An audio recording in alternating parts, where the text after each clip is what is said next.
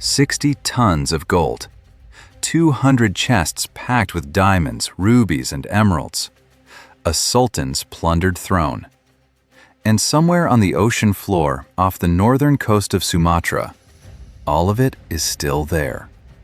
The richest shipwreck in history has been sitting in the dark for over 500 years. 3 countries know roughly where it is. None of them can agree on who owns it. So no one is allowed to touch it. Welcome to Deadman's Shore. I'm Jack, and today we're going to the bottom of the Strait of Malacca, where the Flor de la Mar went down and took the fortune of a fallen empire with her. If you're new here, hit that subscribe button right now, because this is exactly the kind of story we tell on this channel. Real history, real ships, real treasure. And today, it doesn't get any more real than this. Let me start at the beginning. The year is 1502, Lisbon, Portugal. The city is alive with ambition. Portugal is in the middle of building a maritime empire, and to do that, they need ships. Big ships. Ships that can carry enough cargo, enough soldiers, and enough guns to cross entire oceans and project power to places no European had ever ruled before. The Flor de la Mar, the flower of the sea, was the answer to all of that. She came out of the shipyards in Lisbon as the largest carrack ever built. Now, a carrack is a specific type of ocean-going vessel. 3 masts, high curved sides, a rounded hull designed for stability in open water, and enough cargo space to make a voyage of thousands of miles worth attempting. The Flor de la Mar came in at 400 tons. She was about 118 feet long, armed with 50 guns, and built to carry a crew of around 500 men. By the standards of 1502, she was remarkable. She was also, from day one, a problem. On her very first voyage, under the command of Captain Estevão da Gama, a cousin of the famous explorer Vasco da Gama, the ship started leaking. Not a manageable trickle, enough to cause serious alarm on board. A voyage to India and back should have taken roughly a year and a half. It took nearly 3 years, partly because the ship had to stop repeatedly for emergency repairs. She ended up stranded at Mozambique Island on the African coast for close to a year, while her crew scrambled to patch the hull back into working shape. And here's the thing about that. A ship that leaks on her maiden voyage is already sending you a message. The Flor de la Mar had structural issues that were never truly fixed. She was simply too large for the engineering of her time, too heavy. And this was no secret. Captains complained about her. Sailors who'd served on her talked about the constant seeping of water into the lower decks. Portuguese records from the period describe her as dangerously unseaworthy when fully loaded. In fact, she only completed 1 full return voyage to Portugal in her entire career. 1. The typical life expectancy for a ship on the India route at that time was 3 to 4 years of service. The Flor de la Mar lasted 9. Which tells you something. Not that she was a great ship, but that she was too valuable to retire and too famous to abandon. After that painful first voyage, she was never sent back to Portugal. She became a permanent fixture in the Indian Ocean, a warship first and a cargo ship second. She fought at the conquest of Ormuz in 1507. She was present at the Battle of Diu in 1508. She supported the conquest of Goa in 1510. By that point, after years of campaigns and constant patchwork repairs, her hull was groaning under the strain. She was old, she was battered, and somehow, she was still sailing. Which brings us to the man who would seal her fate. Afonso de Albuquerque was the governor of Portuguese India, and he was exactly the kind of man you get when an empire decides it wants everything. Brilliant, calculating, politically sharp, and absolutely fixated on expanding Portuguese power across Asia. His goal wasn't just to trade, it was to control the trade, to cut off rival powers from the spice routes entirely, to plant the Portuguese flag at every strategic choke point in the Indian Ocean. And in 1511, that meant one target above all others: Malacca. If you want to understand why Malacca mattered so much in 1511, you have to think about the spice trade. And I mean really think about it. This wasn't just commerce, it was the most profitable enterprise on earth. Spices, cloves, nutmeg, pepper, cinnamon, were worth more per pound than gold in European markets. And nearly all of it flowed through one place. Malacca sat at the narrowest point of the strait that bears its name, a thin passage of water between the Malay Peninsula and the island of Sumatra. Every ship coming from the Spice Islands to the east had to pass through this strait to reach the Indian Ocean and the markets beyond. The city that controlled that waterway controlled the flow of wealth across half the known world. Under Sultan Mahmud Shah, Malacca had grown into one of the richest ports on the planet, a crossroads city where merchants from China, India, Java, Arabia, and dozens of other places traded silk, porcelain, gold, and spices in volumes that left European observers speechless. The Portuguese had tried to get a foothold there before. A trading post established in 1509 had ended badly. Local authorities had turned on Portuguese sailors, and men were taken prisoner. Word reached Albuquerque in Goa, and when the southwest monsoon blew in the summer of 1511, he set sail with a fleet of around 16 ships and over 2,000 men, with the battered old Flor de la Mar as his flagship. His mission was straightforward: take Malacca, and take everything inside it. The siege lasted weeks. Albuquerque deployed artillery, naval blockades, and coordinated assaults on the city's defenses.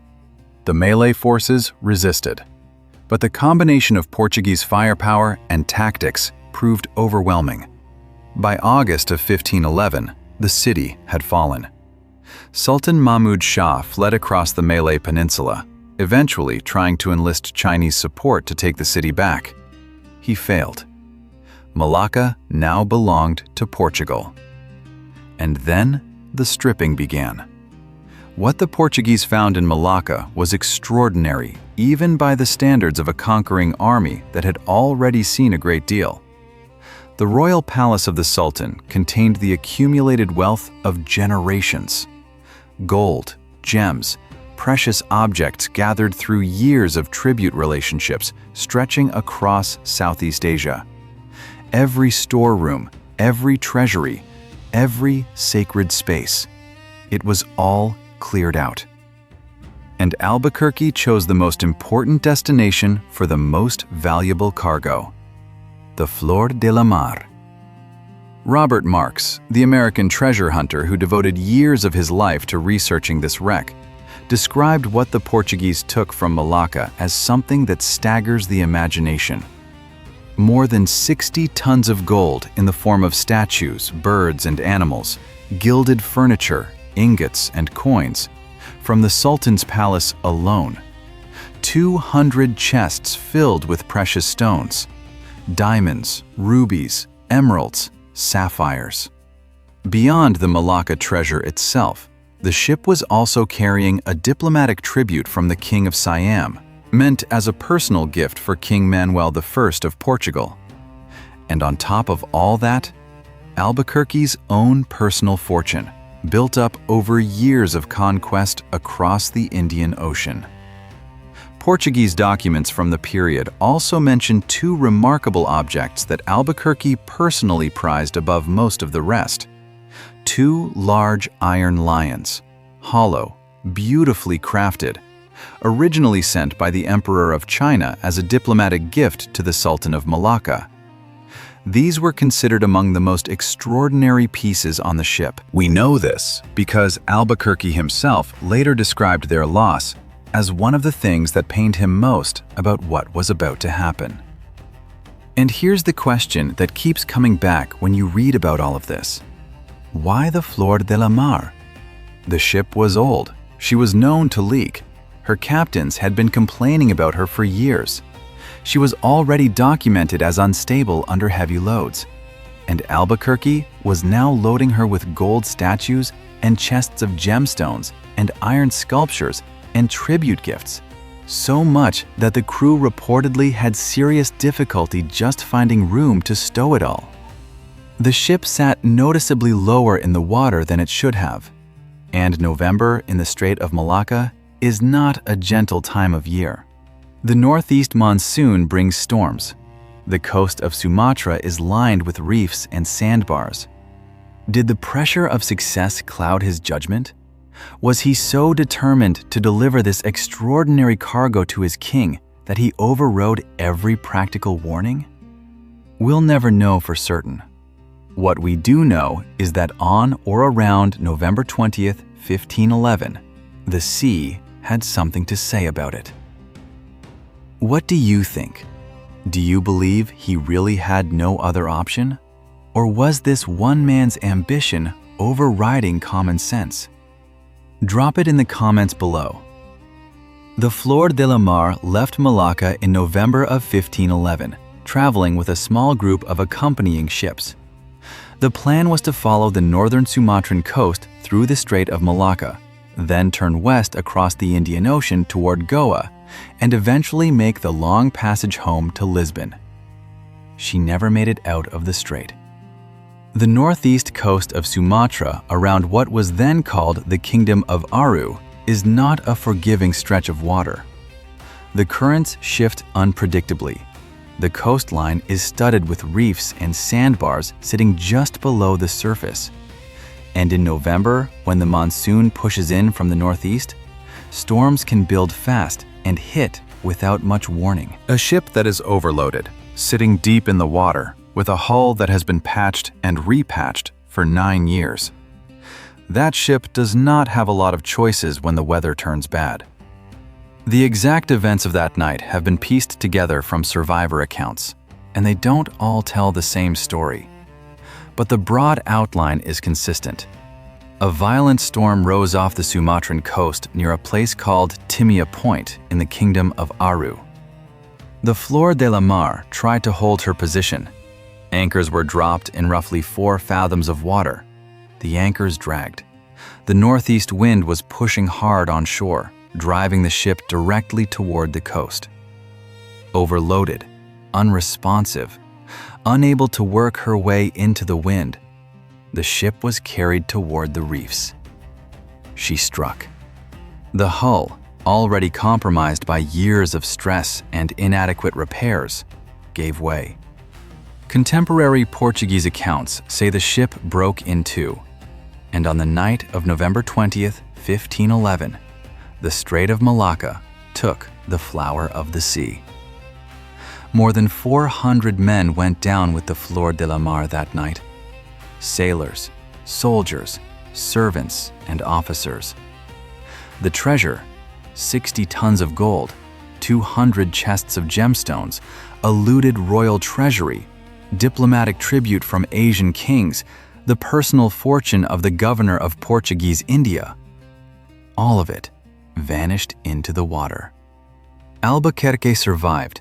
He was pulled onto a makeshift raft in the chaos, planks and rope lashed together in the dark and the spray, and managed to stay afloat long enough to be rescued. He made it ashore and eventually returned to Goa. His accounts of that night describe it as a catastrophe from which he never fully recovered. He spoke of the lost men. He spoke of the iron lions. He spoke of arriving back at his base after 6 years of building the most powerful Portuguese presence Asia had ever seen, with nothing to show the king. He tried to recover something almost immediately. He sent a small caravel back to the wreck site with orders to salvage what could be found. Local pearl divers from the Sumatran coast were hired to go down and search. They found scattered debris.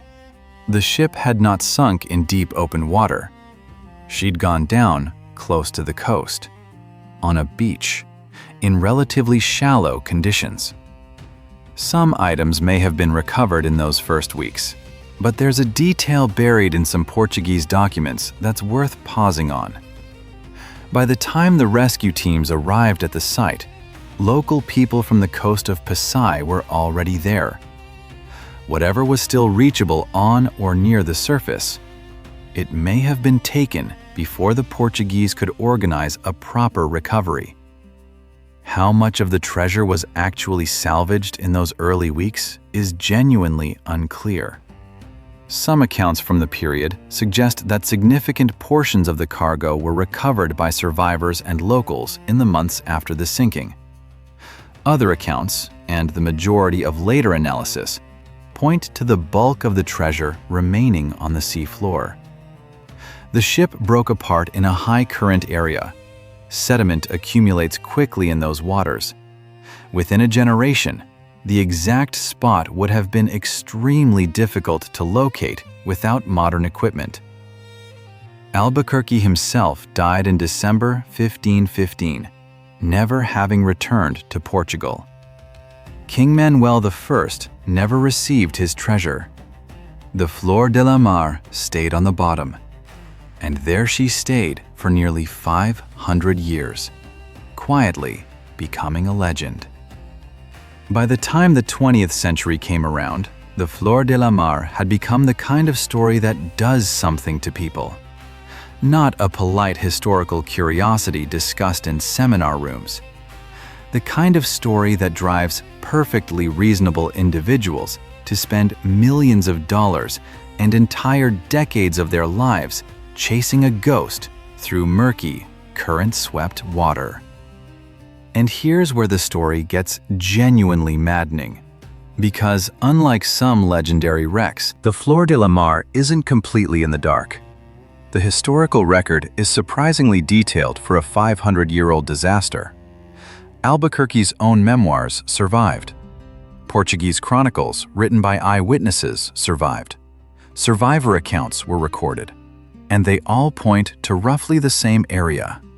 Off the northern coast of Sumatra, near a place now called Timia Point, in the region of modern Langsa in the Indonesian province of Aceh. The wreck isn't somewhere in the middle of a featureless ocean. It's in a specific stretch of coastal water that has been mapped, analyzed, and argued over for decades. In 1989 and 1990, a company called Southeast Asia Salvage, based in Singapore, received permission from Indonesia to run a systematic search operation. They spent 3 months working a 60-mile stretch of coast between the historical reference points of Timiang and Pasai. They got a large magnetometer reading near a location called Tanga Reef. Divers went down. Sediment was removed. They found nothing significant. The company eventually dissolved in 1992. Then came Robert Marx. Bob Marx was probably the most famous treasure hunter who ever went looking for the Flor de la Mar. A former U.S. Marine Corps diver, a maritime historian, the author of dozens of books on shipwrecks and underwater archaeology, and a man who had spent years in archives across 4 continents, reading Portuguese documents and Spanish colonial records, looking for anything that might point him toward the wreck. He joined the Southeast Asia salvage operation, and then, in 1992, made a startling announcement. After just 3 days of searching in a location about 100 miles from the previous search area, he said he'd found it. In a front-page story in Skin Diver magazine and in his own book, Treasure Lost at Sea, Marx described the site and called the Flor de la Mar the richest vessel ever lost at sea.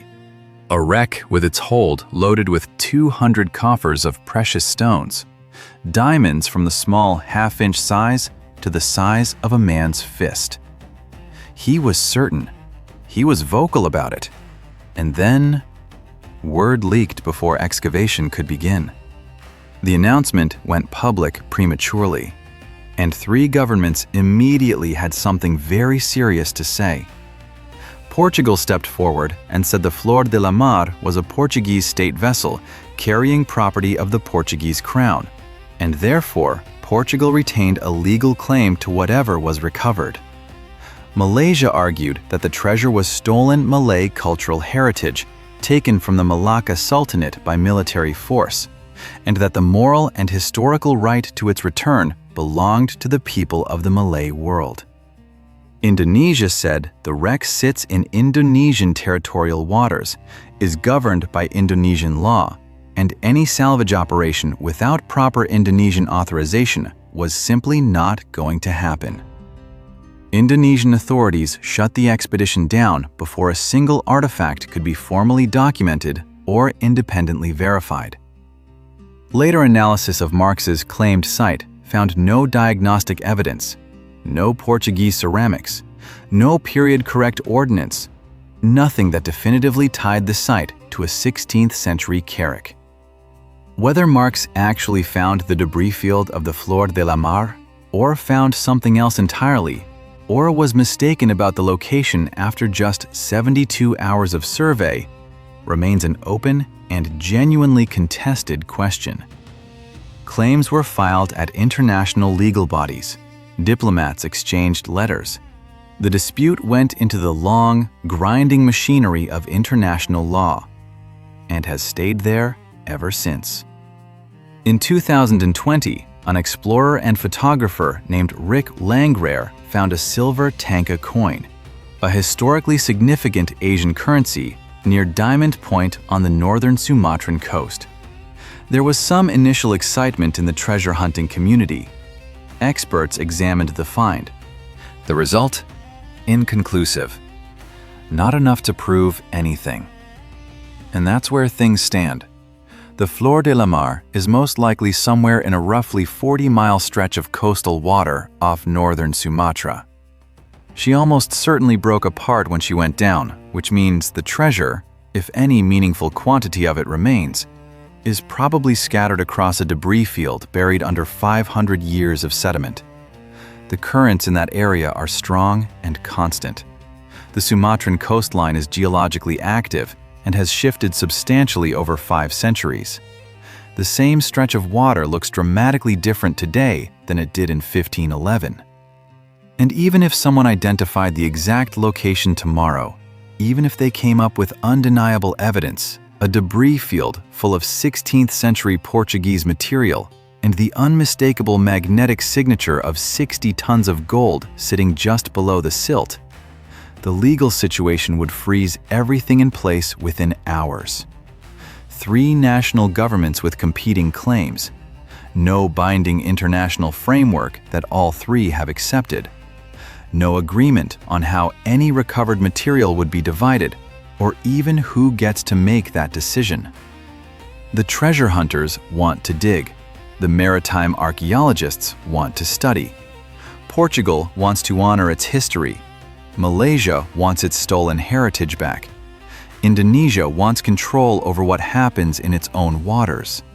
And the descendants of the Malaccan Sultanate, the people from whom all of this was taken in the first place, haven't had a meaningful seat at the table in any of these discussions. So here's the question I want to leave you with today, and I really do want to hear what you think in the comments. If the Flor de la Mar were found tomorrow, confirmed beyond doubt, who should get the treasure? The country whose explorers sailed her? The country whose people she sailed past when she went down? The descendants of the people she was looted from? Or should it belong to no one? Stay on the sea floor as a monument to everything it represents. Because this isn't just a story about sunken gold.